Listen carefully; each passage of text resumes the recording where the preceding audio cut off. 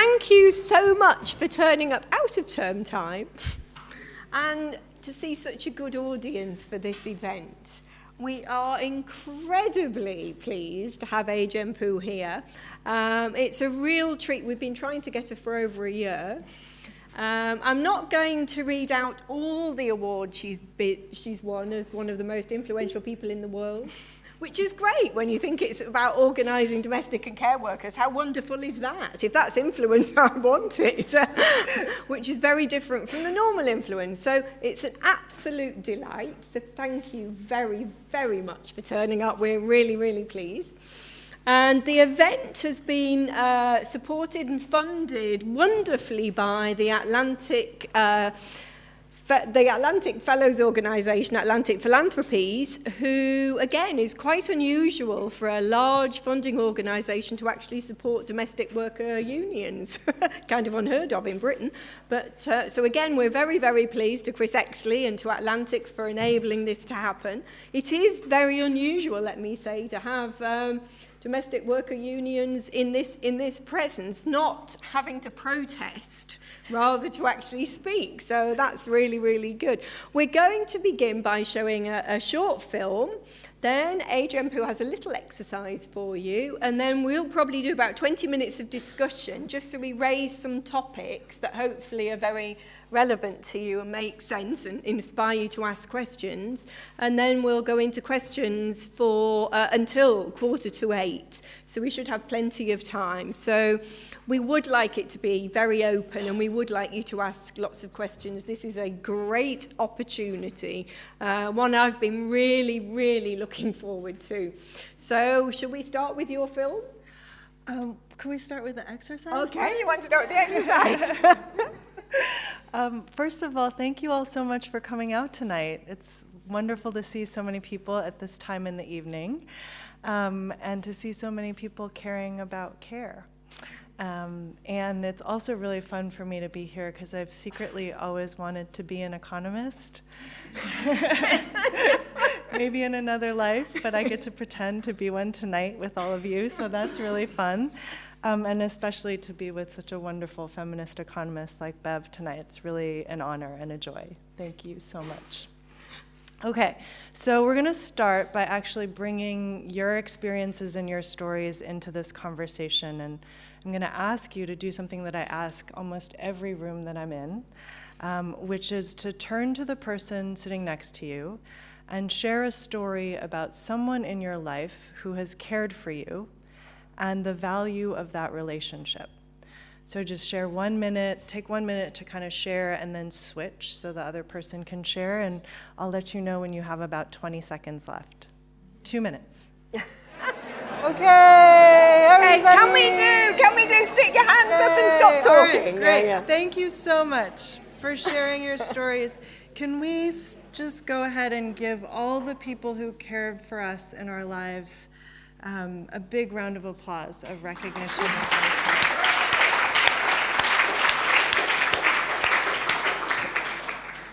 And I like to start with that because it just is such a powerful reminder of how universal the experience of care, the need for care really does connect us all. And it's something that we rarely make visible, we so undervalue, and we rarely discuss, whether as a policy issue or anything else, but it is so fundamental to everything that we do, and it is actually quite powerful and transformative the way that it connects us. And so we really use the power of our care stories a lot in the movement that I'm a part of because of what a powerful reminder that is. And what I'm about to show you is a short video called We All Care that we created to start telling the story of how care connects us all, and particularly in the United States as the aging population grows and people live longer than ever, right? People are aging. The baby boom generation is aging at a rate of 10,000 people turning 70 per day. Every 8 seconds, someone turns 70 in the United States. And because of advances in healthcare and medicine, people are living longer than ever before, an average of 20 years longer than when we first put our safety net into place. And so we're about to have this huge older population, and we've not really planned for it or talked about it. And yet it is affecting our lives and changing. It will change everything. It's something that it does connect us. And this video was about talking about that in a way that is intergenerational and shows some different dimensions to that. And it'll also give you a sense of how we use storytelling in our work. Could you show the video?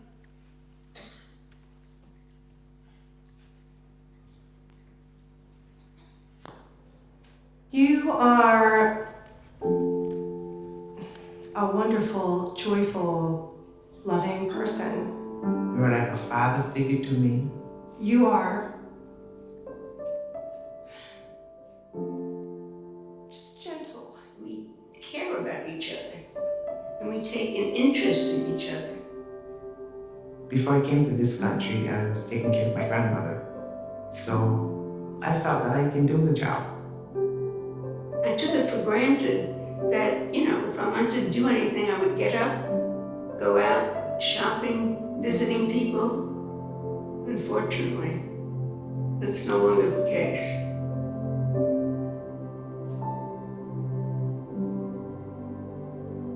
I noticed you were changing years ago.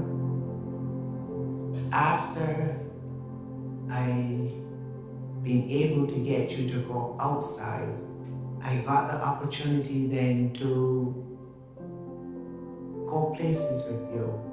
When I got home from rehab after being away for over 3 months, the first thing I saw were 8 balloons that you had put up around my door, welcoming me back, and I knew I was truly home. I am totally honored to be a caregiver for you. It is a great privilege and a joy for me. There are so many things that I still can't do that I depend on you to help me. And the help is given so freely and with so much love, and that makes me feel a lot better and still independent, but as I said, independent with benefits. We are not only just caregivers, you're a nutritionist, you're a nurse, you're the doctor.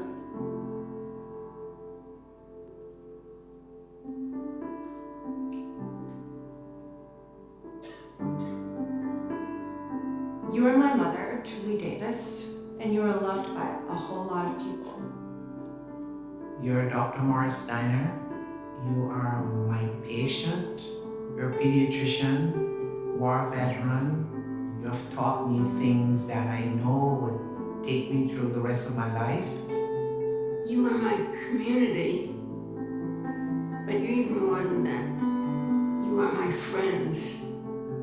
And as much as you've done for me, there's nothing that I wouldn't do for you also.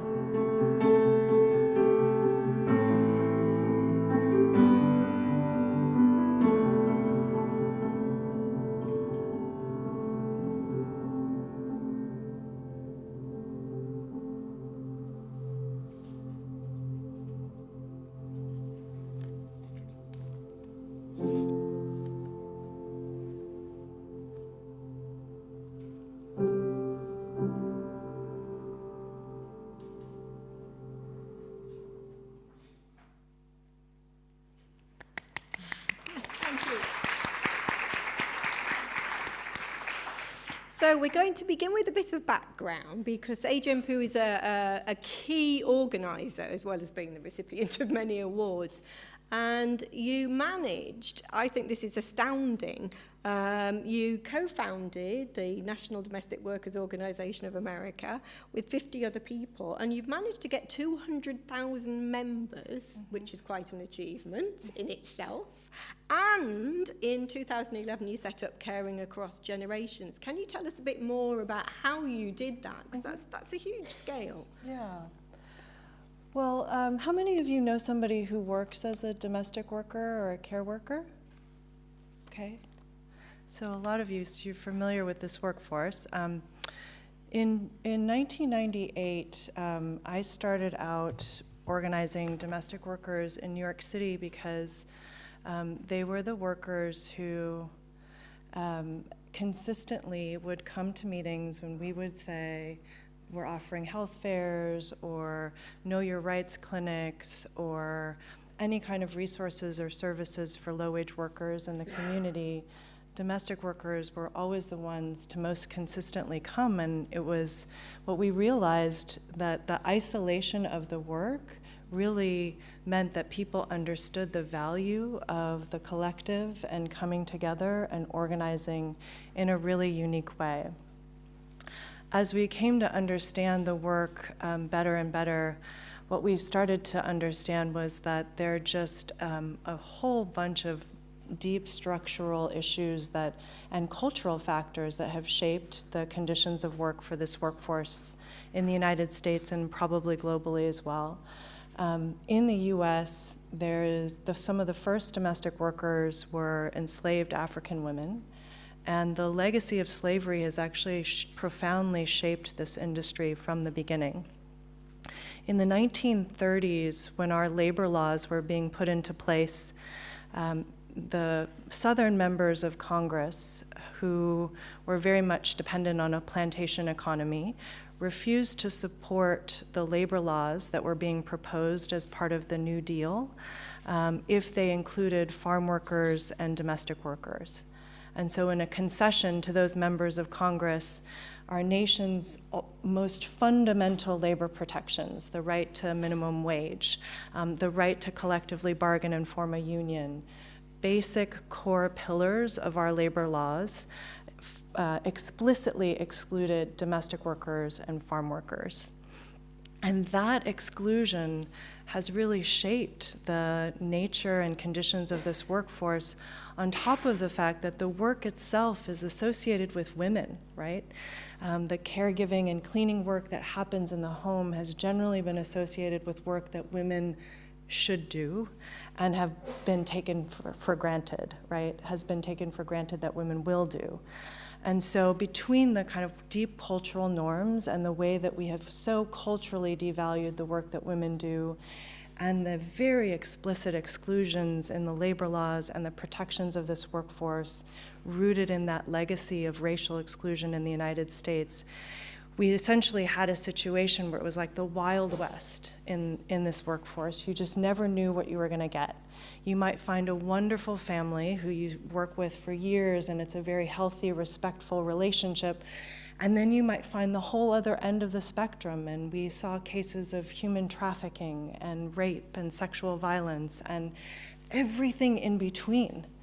There were no standards, no guidelines. It was very much at the whim of each individual household. And so as we started bringing workers together, we started asking the question of why are there no standards and how do we put them in place? And so we started organizing initially city by city, actually community by community. Then we came together across communities. And then in New York City, we established an organizing campaign to try to change the laws in the city. And we realized you had to go to the state to change the labor laws.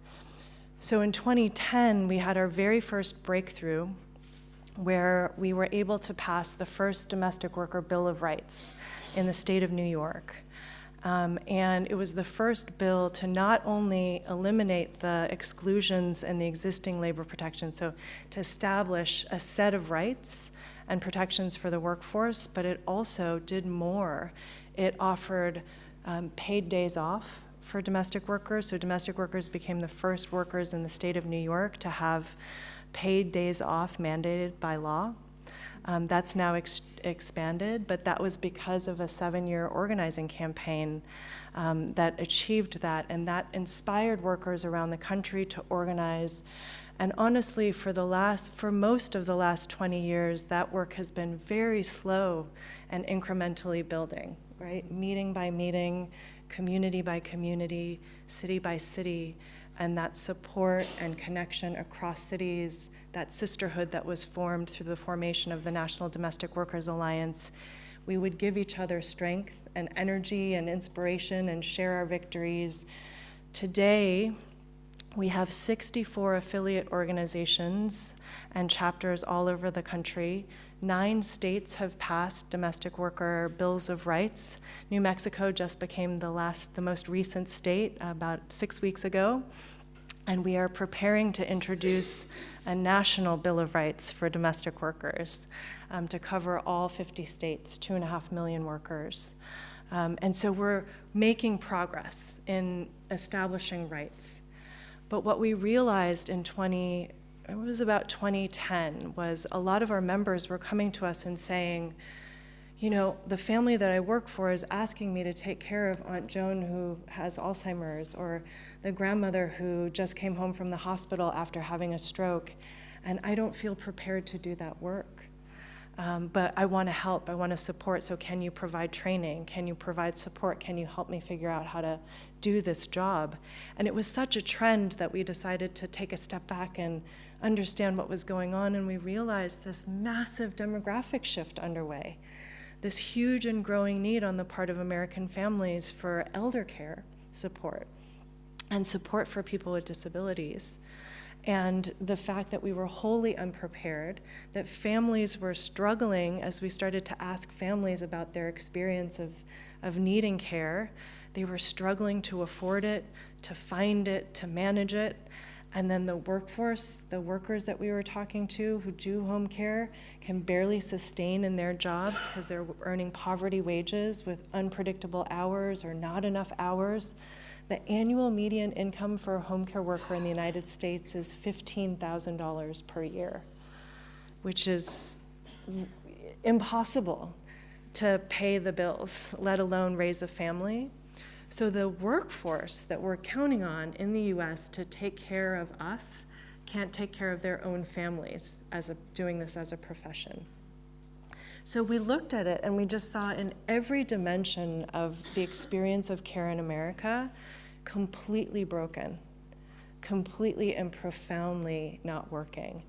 And that is why we decided to launch Caring Across Generations, to build a movement of families and workers together in the United States to catalyze a transformation in our care systems, our care infrastructure, to make care affordable and accessible to every family who needs it, and to make every last care job a good job for the 21st century that you can really take pride in and support your family on, and one generation can do better than the next. Yeah, and it's really interesting that you're talking about not being able to care for your own family because you're caring for somebody else's. Because I think what we've learned through, say, the research that we've done at the III and that some of our Atlantic Fellows have done and are doing, that this is a global problem.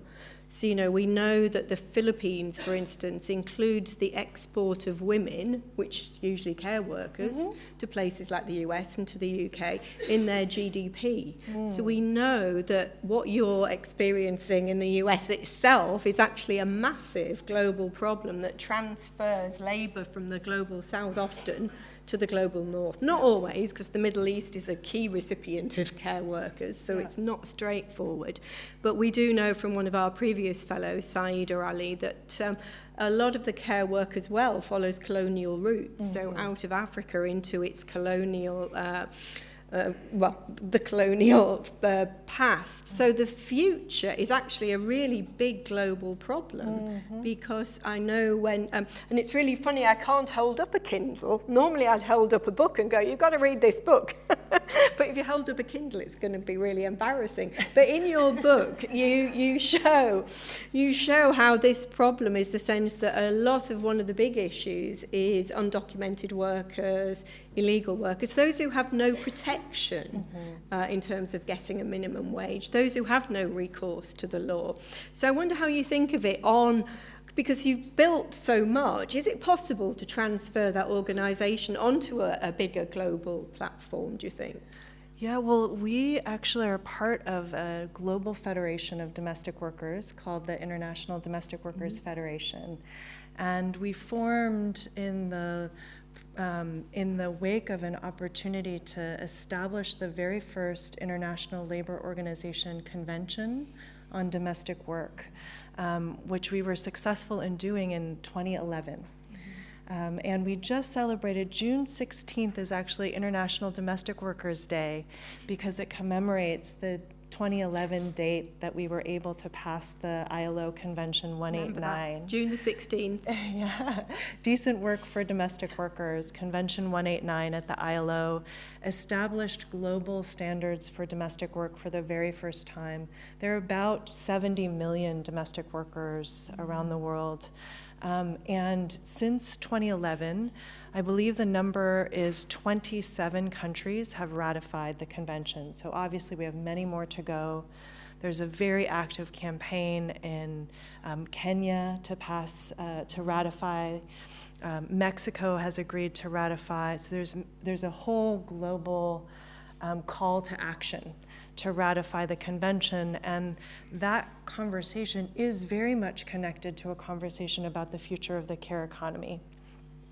Right now, this workforce is so precarious and unsustainable. Right now, in most countries, the care economy is starved. It's completely under-resourced.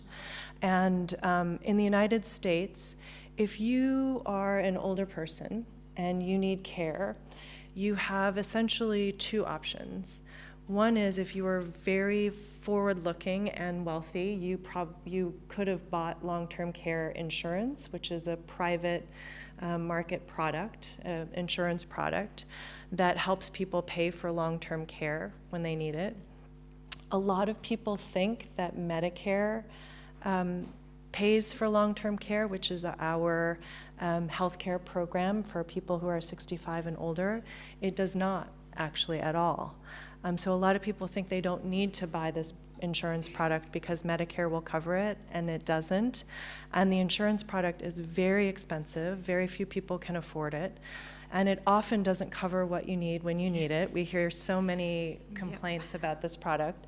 And then the only other option is to completely deplete your assets and get on Medicaid. And then you might be eligible for nursing home care, and in a few states you might be eligible for home care, but it's very limited. And you have to completely impoverish yourself, which means that there can be no transfer of wealth to your children, right? Or any way that you're actually enjoying your older years. And it is a huge driver of inequality in America because you're essentially depleting the wealth and the savings of older people who simply need support and services as they grow more frail. So it's a huge issue, and there's no money in the system, therefore, to pay for the workforce to have sustainable wages and benefits and training and all the things that any workforce needs. So what we need is to reinvest in a revolutionary way in our care economy, and we believe that once we do that, so many pieces of our economy will be so much more sustainable, right? We'll actually be able to have a workforce, a care workforce that can sustain itself. And I want to say more about that in a little bit, how important that is. All the family caregivers who are stressing out about how they're going to afford care, manage care, take care of their loved one while working full-time, all of that productivity that's lost in the stress of that management, right, can be regained. And then the quality of life that we can create for people when they actually have the support they need, whether it's in their home and in their community or in an assisted living facility, right now there aren't those choices. Yeah, I mean, I think the case of, both my parents were killed by lack of care provision. So even when you can afford it, so you can get into debt to pay for care, even in that case, in this country, there was just nothing there.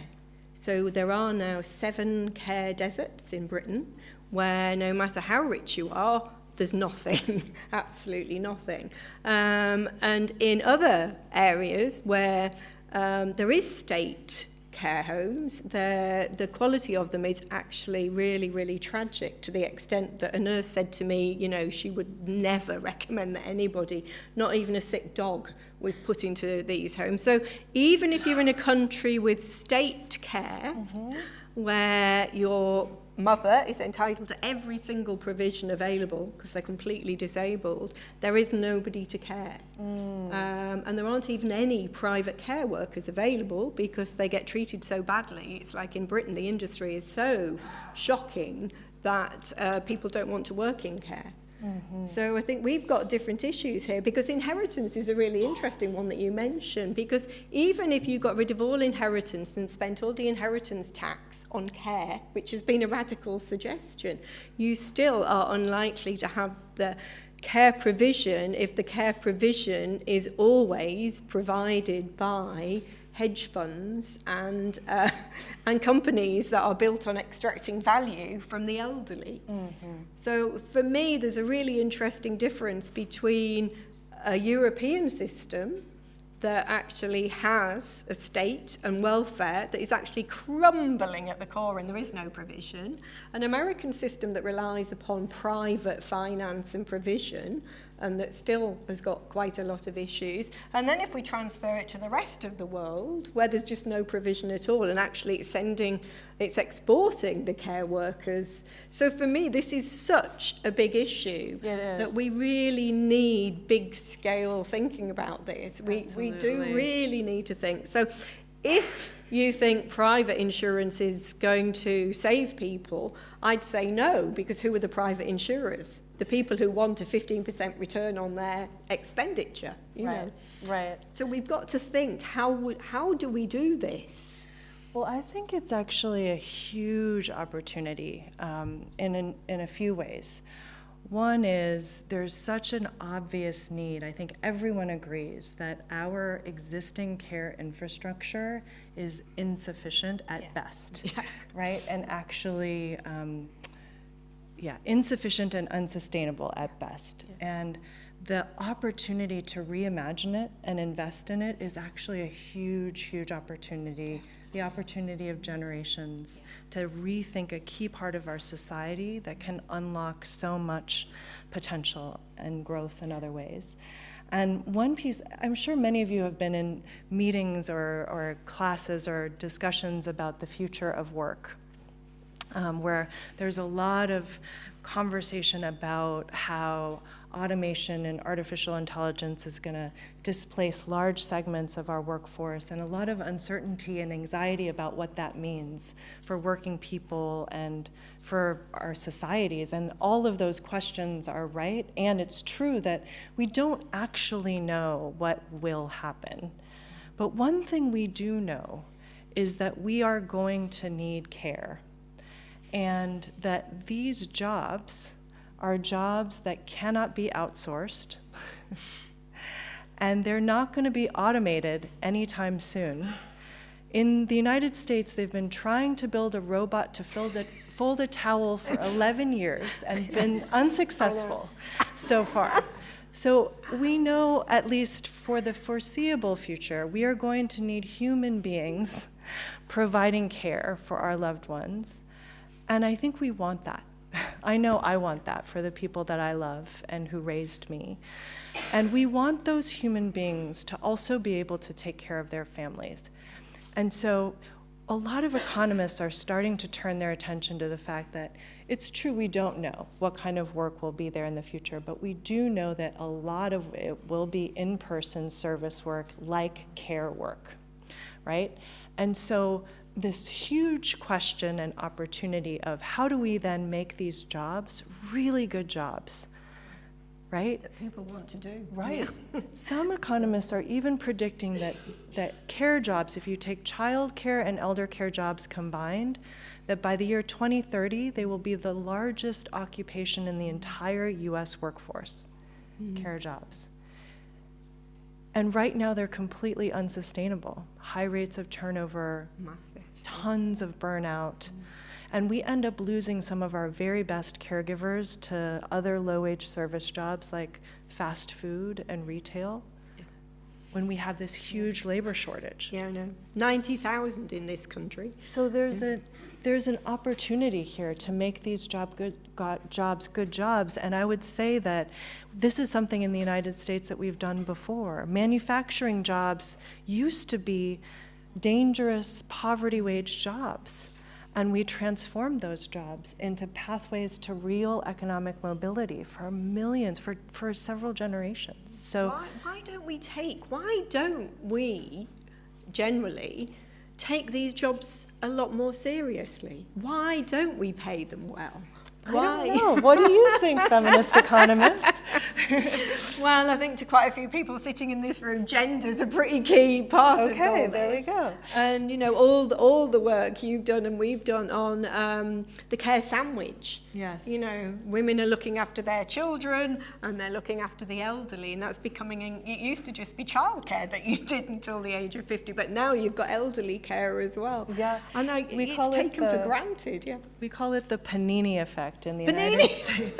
You have Because you're posher sandwiches. squeezed between the child care pressure and the elder care pressure. Yeah, so I think that is definitely key to it. But if the future of work is going to be about care provision, if we all need it, and especially if our children and our elderly, we're going to need it, why do we disregard it? I mean, I just cannot get my head around the fact that people want to pay people $5 an hour to look after their dearest people in their life that have given them care. That to me, it's extraordinary, and you know, I'm sure gender's part of it, and that's how you've been working, haven't you? You've been kind of working around that issue. Absolutely. I think gender is fundamental. I think most issues that are fundamental to women's lives have been kind of sidelined and treated as special interest or soft issues as opposed to national priorities, and that has to change. And I think that we have culturally seen care as a personal burden to be managed and figured out on our own, as opposed to an urgent social issue in need of a collective solution. And that is a shift, a culture shift that we actually have to make and catalyze. And we have a really rare opportunity right now to make that shift as millennials are starting to have babies, as boomers are caring for their parents. I mean, two huge culture-driving generations are right in the thick of the care crisis.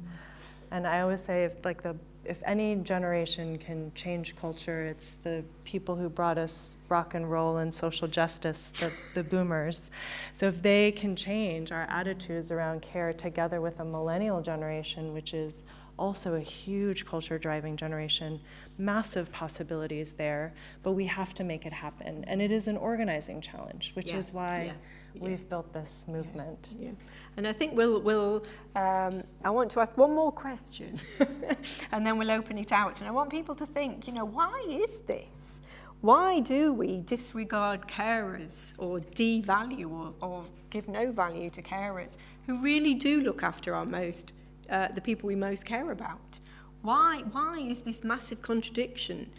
Why do we allow that to happen? And where does responsibility lie for those we care about? So I want you to put those on hold and think about those while I carry on asking Adrian just one more, because I do want to open it out. Because we're talking about the future of work, and it is amazing how many people you've managed to organise. And you have relied on the digital platforms somewhat. So that's been really significant, because you've used digital platforms to kind of bring people together and access what you call shadow labour. Could you say a little more about that? Sure. Well, the domestic workforce in the United States there's no registry or list anywhere. It's 2.5 million, probably many more, women who are working in individual, isolated households all over the country. You could walk into any neighborhood and not know which homes are also workplaces. It's completely invisible. And so the organizing has always been incredibly challenging, because where do you find people? How do you find people? Even enforcing the rights that we've created, that we've passed, the Bills of Rights, how do you enforce house by house, right? It's especially when those homes are unlisted. And so we have really, in that context, really looked for ways that workers can be aggregated, and really technology has created a whole new set of opportunities for us to do that, to engage groups of workers and to reach workers at a different scale. And we combine that with the traditional organizing that I started out doing. Literally in 1998, I would go to the parks and the playgrounds in New York City and talk to nannies who were sitting with the children that they take care of in the parks and playing with them, and I would ask them about their stories and their working conditions and invite them to meetings and trainings, and we still do that, and we combine it with the ability to reach people through networks, through social media, and online. And now we have these technology platforms that are actually dispatching work and helping families and workers find one another. And those are aggregating workers at unprecedented numbers, right? Some of them are quite large, like care.com is massive. It's a marketplace for care where families and caregivers get matched. And I think that one of the things that we realized is that all of those platforms none of them were really designed with the worker in mind, right? They're really designed for the consumer. And so for us, there is an opportunity for aggregation, and in trying to see how we can reach workers through those platforms where they already are aggregated in search of work. And we've also seen the need to build our own technology as a movement. And one of the things that we've done is create an innovation lab called NDWA Labs, where we've actually recruited engineers and entrepreneurs and designers to come and work for our movement to help us develop technology to improve the quality of jobs, raise wages, and also to help us organize with technology.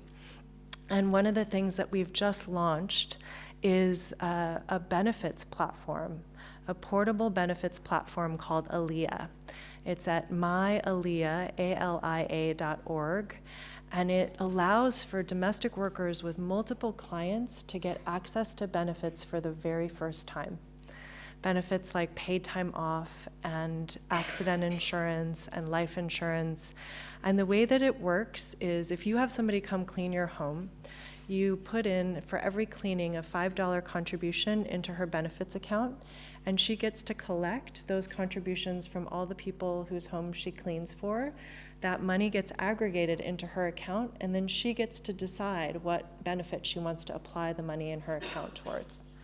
So it's a pretty big breakthrough in terms of the technology that will allow a really disaggregated workforce to get access to a safety net that many of us take for granted. But that's the kind of way that we're trying to leverage technology as a social movement to raise wages, improve conditions, and to help support this workforce and to support the creation of good jobs. So in a way, that's your digital infrastructure. It is. That's We're trying to your build grid. a worker-centered digital infrastructure. That kind of almost sits on top of, but challenges those that are just selling care workers in competition with each other. Exactly. And so your last, well, I'll end talking to you and open it out. Your last kind Are you guys of, okay? Is this boring? Okay, good. Okay. well, we'll open it out and then there'll be more insight. All right, good. Your universal, you're just about to launch universal Yes. family care. Tell us more about that. Okay, so this is our big solution to the care infrastructure problem in the United States. We are about to propose a whole new vision for the care economy in the United States that we call universal family care. The idea that there should be one public insurance fund that everyone contributes to, that everyone can benefit from, that helps you pay for childcare, elder care, and paid family leave. Everything you need to take care of your families while you're working. Make sense? Simple. And what it will do is it will create enough of a risk pool and enough of a financing mechanism that we will finally, once and for all, be able to make every last job in the care economy also a living wage job with benefits. That's the vision. And on Monday in Washington, D.C., we will be releasing a study panel. A group of academics studied the viability of universal family care in states first. And we will be releasing the results of that academic study on Monday in Washington. Yeah, that's just a few days from now. Yeah. I got to get home. That's why you stay for about 2 hours. Yeah, going exactly. wherever you are in town. And it's very exciting because it's in the midst of presidential primaries in the United States, where it is very much an ideas-driven primary. I don't know how many of you have been following, but we have not 1, not 2, not 3, not 4, but 24 Democratic candidates for president. And what's beautiful about it is that it has been very much about what are your ideas? What are your solutions? How are you going to solve the most pressing challenges of our time? And every candidate is going to be looking to distinguish themselves. And we have a beautiful idea for revolutionizing the care economy that they can take up should they choose. So this is our moment to really try to elevate a care economy solution into the national public policy debate at a really critical time in our nation's, at a really critical juncture in our nation's history. So we're excited, we're hopeful, and yeah. Great, right, so let's open it out for questions. Whoa, whoa! Oh my goodness, that's a lot of questions. I saw yours first, if we can. So if you keep your hands up for a minute, and then we'll know where to send the microphone. So there's definitely some over there. Oh, over there. And then here, yes. So if you'd like to start, and I can see 1, 2 behind you as well. So yeah, would you like to start?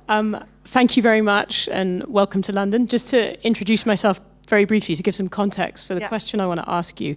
My name is Mandu Reid. I'm the leader of the UK Women's Equality Party. We're the first and only feminist political party in British history. And just a little kind of quiz question for you. Not quiz question, pub quiz. I'm actually the first person of colour to lead a political party in Britain's history. So there's some extra context there. But my question for you really is about this idea. I mean, what we try and do is we try and make the mainstream political players up their levels of ambition when it comes to gender equality. Yeah?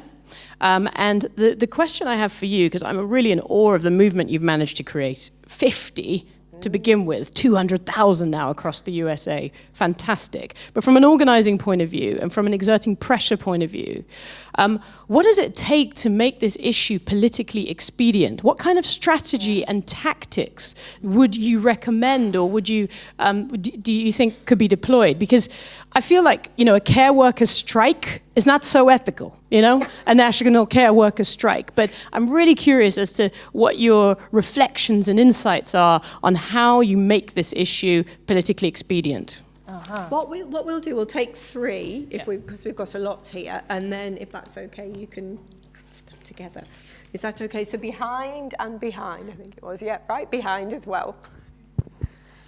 Thank you. I don't like to tell my background, but the first question says that the background. I say that I'm a visiting professor to LSE. I'm from China. I work for the Chinese Communist Party, but I'm very interested in the topic. I must say that thank you for your brilliant presentation. Thank you for what you did. A great job.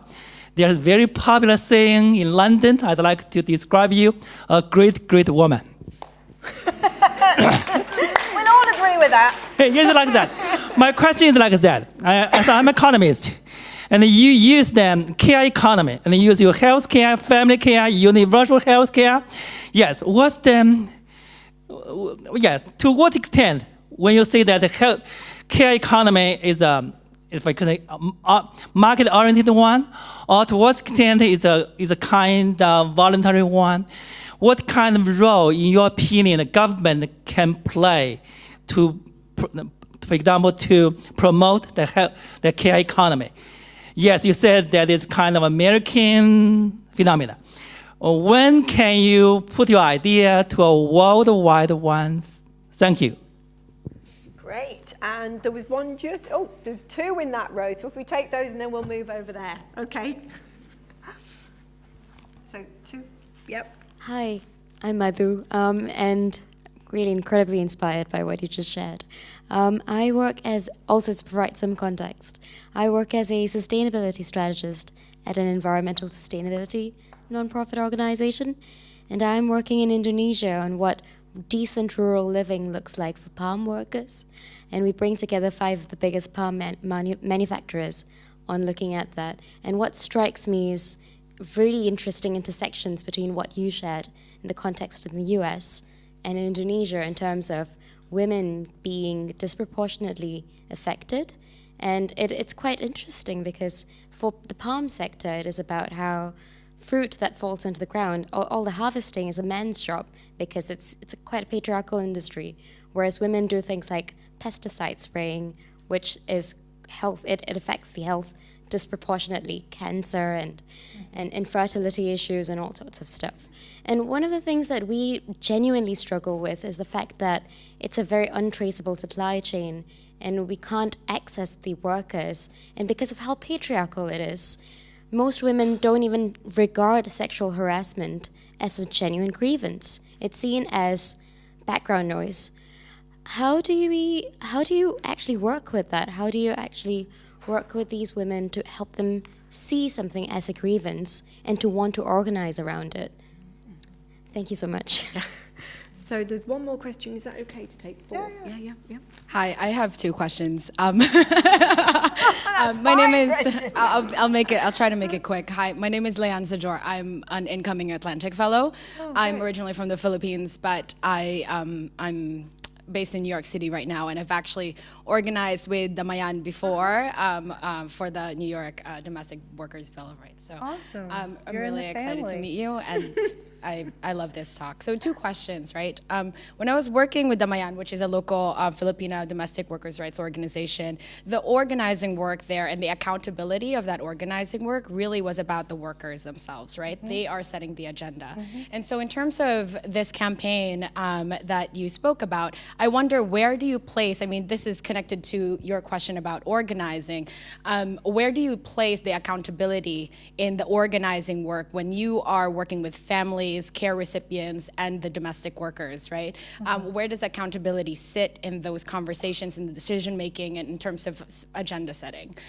My second question is because I've worked with domestic workers alliances in Indonesia before, and as Professor Bev mentioned, this is a global problem, right? This is a global care chain that we're talking about. Recipient countries and sending countries is, we have complex systems that create this.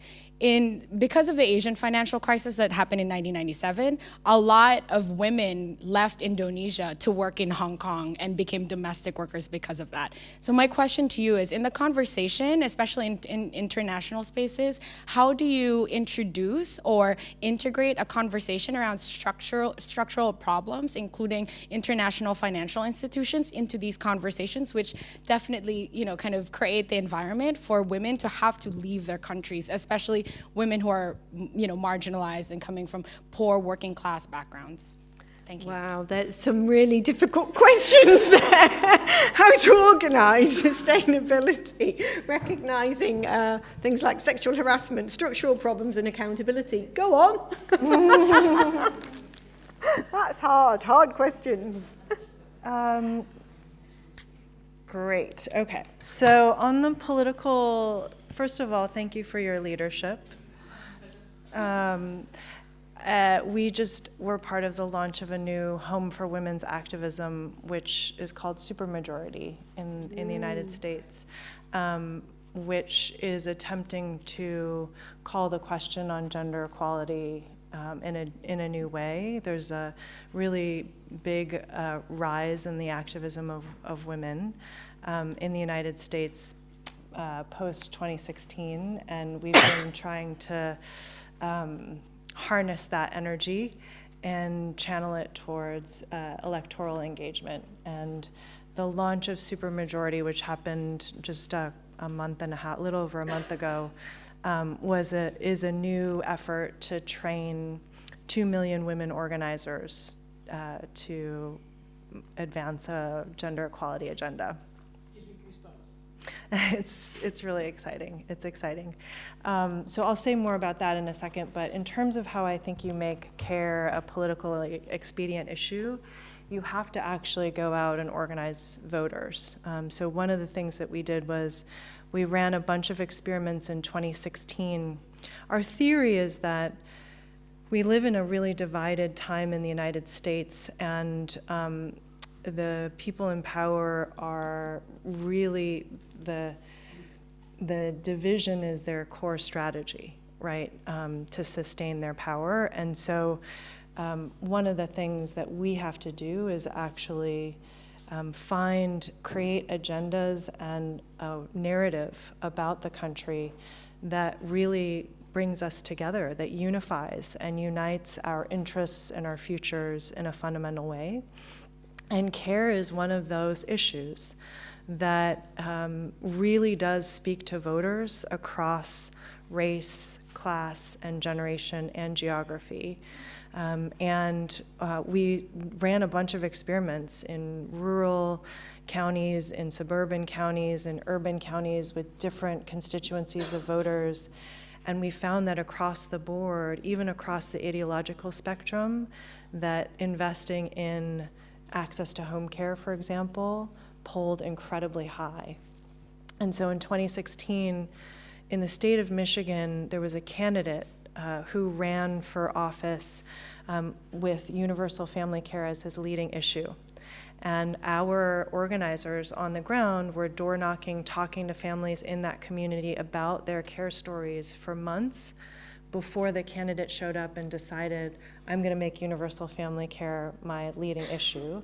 He starts getting on the doors and talking about universal family care, and he ends up winning. 25-year-old man was the only seat that flipped from Republican to Democrat in the 2016 election cycle in that state.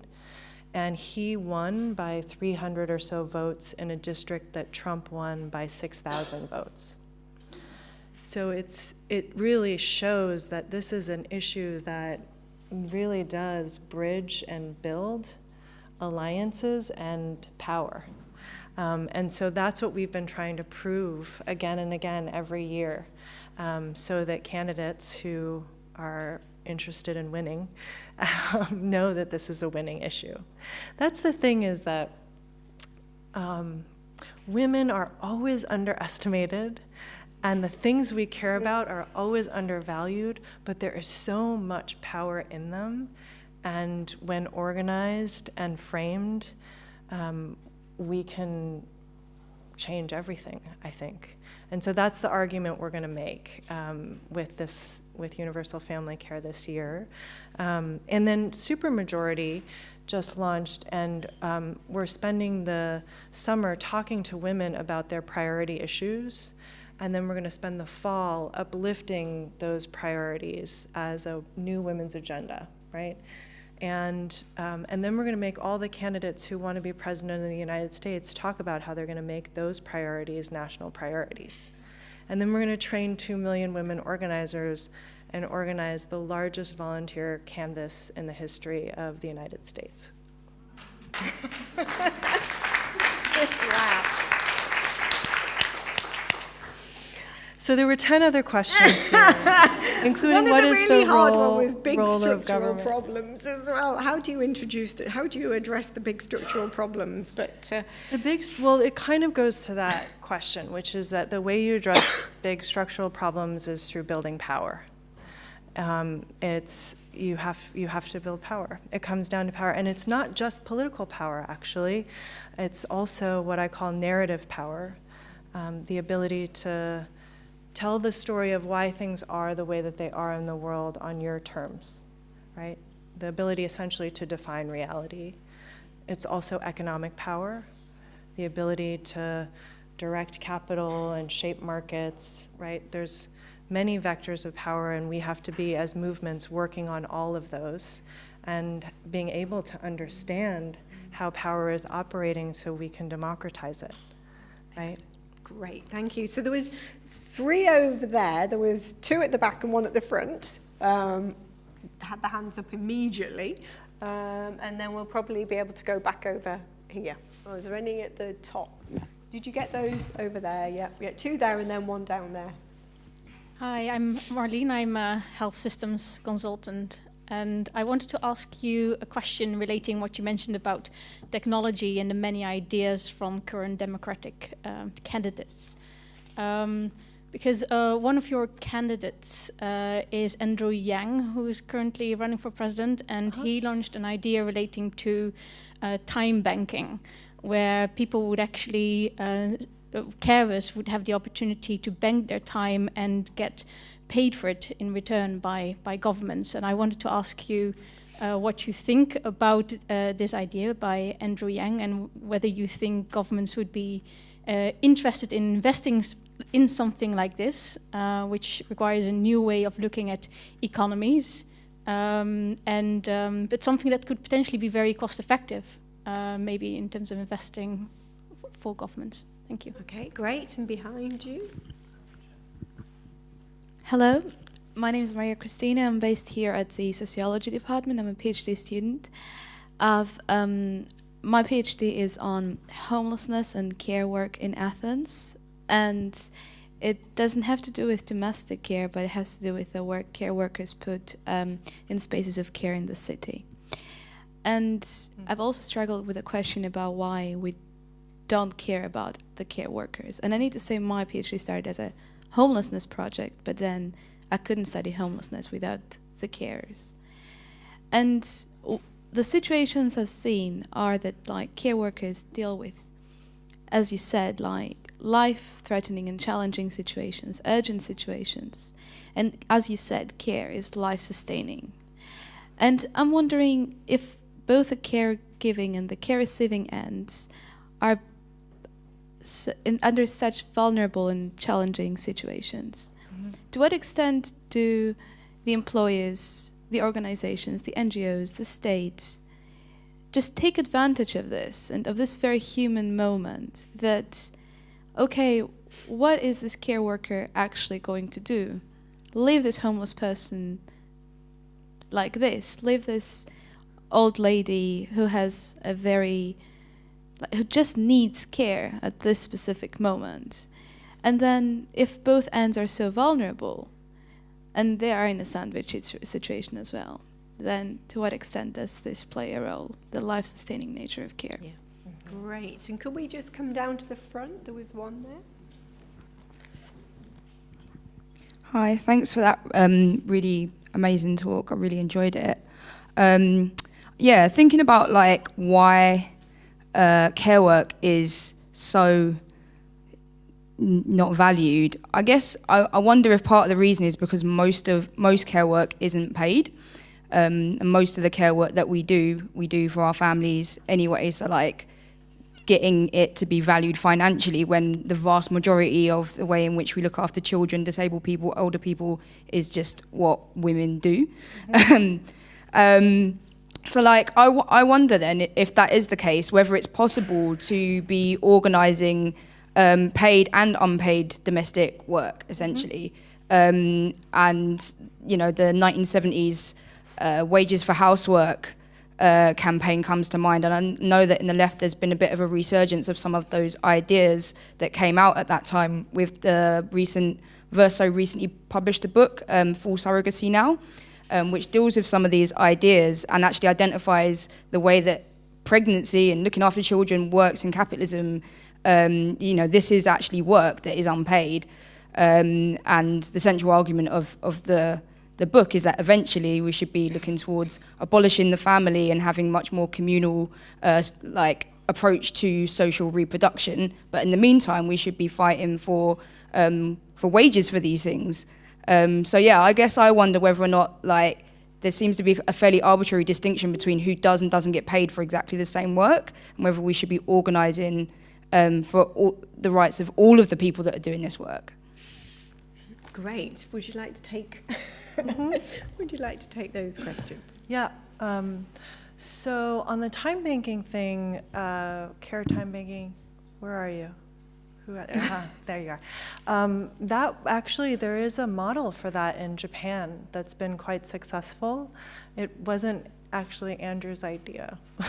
Can you say a bit more about it? Because I don't know about it. There's a time banking model in Japan where basically they created a time bank where if you go and you take care of your neighbor for a few hours, buy them groceries, check in on them, make sure they're okay, help them clean their home, you can bank those hours and try to cash it in for your mother who lives on the other side of the island, for somebody else to support her. And it's basically like a time exchange, a care exchange that is coordinated through technology. And I think it's a really inspiring model. It's definitely worth looking into.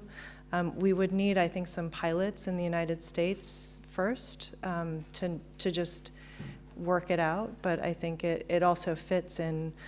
Look, what I've been arguing for is thinking about the care economy as infrastructure. And when you think about what the definition of infrastructure is, it's kind of that which enables everything else in the economy, commerce, everything else in the economy to happen, transportation systems, right, energy.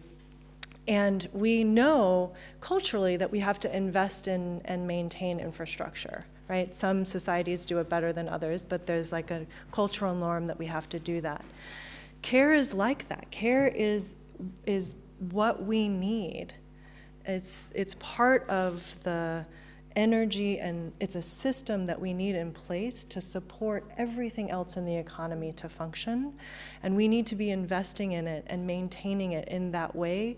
Only the key difference is that humans are a really big part of that infrastructure, the workforce. So we also need to be investing in those humans, but not in the way we invest in roads, like, right, as humans. So it's different. It's a different kind of infrastructure, but I think we do in the 21st century need to be thinking of it that way, and I think time banks can be a part of it. I think we have to think about unpaid, right, family caregivers and professional caregivers as both part of that human infrastructure. And I think that our old silos of paid versus unpaid are not serving us, right? And so I don't know if that's we pay everyone or what that looks like, but I do know that it is going to be the care situation in this world, definitely in the United States, is an all hands on deck situation. We're going to need a really strong workforce. We're going to need family members and volunteers, neighbors, friends, family. We're going to need immigrants, citizens, everyone we're going to need. And that's actually a good thing.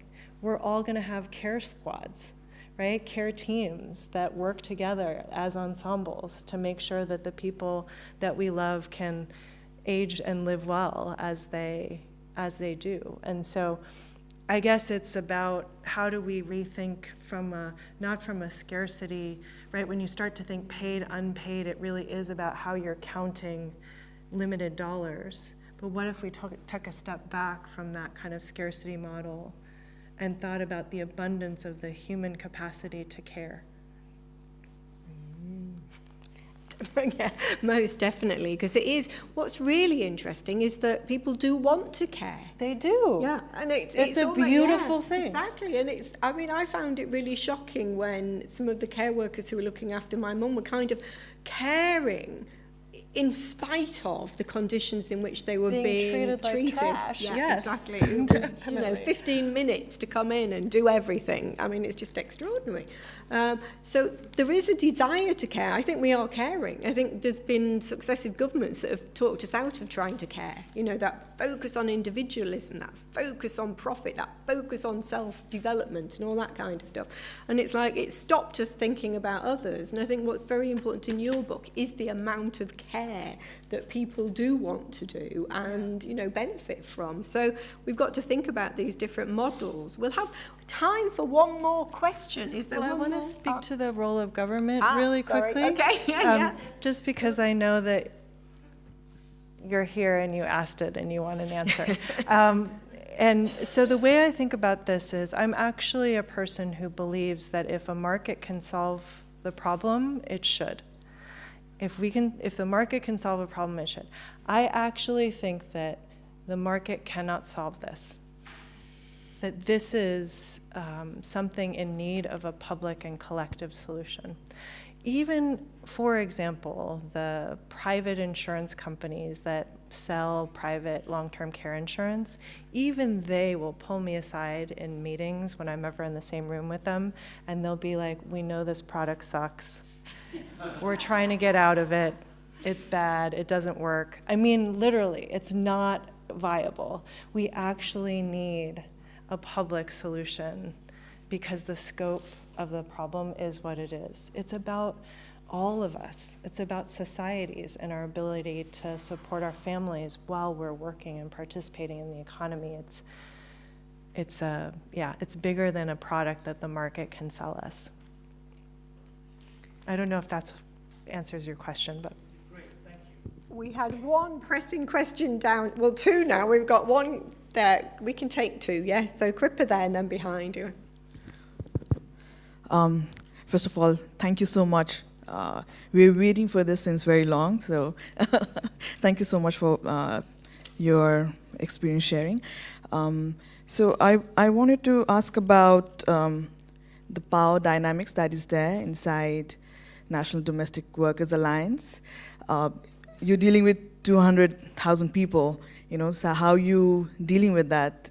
It's super impressive, but at the same time, looking at domestic workers coming from different countries, where maybe Filipino domestic workers might be more prioritized and looked upon than in comparison to someone from South Asia, So how do you deal with that in terms of power dynamics?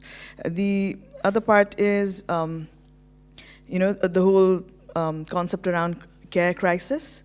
So if men take on more caring responsibilities, then will this care crisis be resolved or not? What do you have to say about that?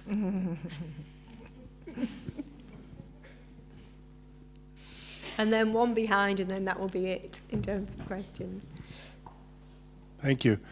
I wonder, in the United States, whether you think that a demonstration project within a single state, for example, Massachusetts, might be a viable way forward. Mm-hmm. And if so, would you be willing to collaborate with a proposal that we have in front of the chairman of the Ways and Means Committee in the Massachusetts legislature? Okay, sorry, there was one more up there. I had the microphone. That's going to be a very specific one, but would you like to ask your question quickly? Yeah, definitely. This is going to be very quick. I just want to address the primal question that a distinguished professor has asked the audience from the very beginning. Why are we not taking these care jobs seriously? You can put a lot of answers to that. I am speaking as a nurse. For working in this industry for a long, long time. I was born in the Philippines, lived there for the past 27 years, went to China, went to Taiwan, went to the USA, and now currently here, and did a personal study on, domestic care and care in and of itself from a scientific, theoretical point of view up to the grassroots level.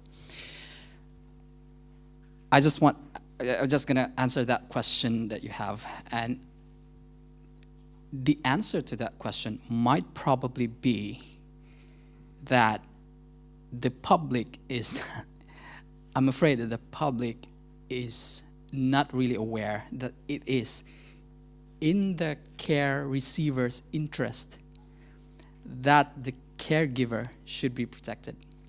And unless we spread that message in the public, whether you put a policy remedy, a political remedy, it will never go forward in a more impactful way. Now, to the question for Agent Poo. So there's this saying that if you want to change the world, go back to your family, right? So what I did was, in that many years of studying care, I then realized, just recently, I received a phone call in the middle of the night from my parents that, look, we need a caregiver because your grandmother is ill, blah, blah, blah. And I said, okay, fine. Now, then goes to, how are we going to solve this? And I and my friends in New Zealand, we're formulating a framework, and this is what I want to see if you think this framework works. This framework, we call this framework as goal bargaining framework, wherein, for example, in my family, we recently hired a 19-year-old caregiver, and I told her, I spoke to her directly and I said, what do you really want to have in this work that you want to get into my family? She said, I want to get back to studies. And I said, fine, you go to study, and then you work in ways that, let's work things out. And I said, what other things that you want? I want my younger brother also to go to school. Okay, we'll send your younger brother to go to school. So the framework is simple. If we have our caregiver, ask clearly what he or she wants in this work, because you have to understand that to make a really good quality care, you need to understand that long-term continuity is essential. Human touch is only as good as you trust that person to touch you. So do you think that framework works from the grassroots level? Okay, we only have time for like one very quick answer to those three questions, which are going to be impossible to put together because Massachusetts is very specific. Do you want to have a go?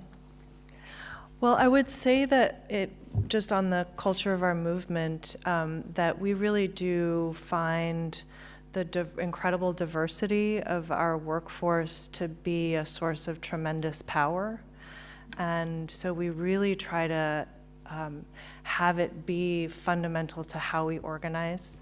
And we pay a lot of attention to things like making sure that there's simultaneous interpretation in every single call, every single meeting in at least 5 different languages, depending on who's on the phone.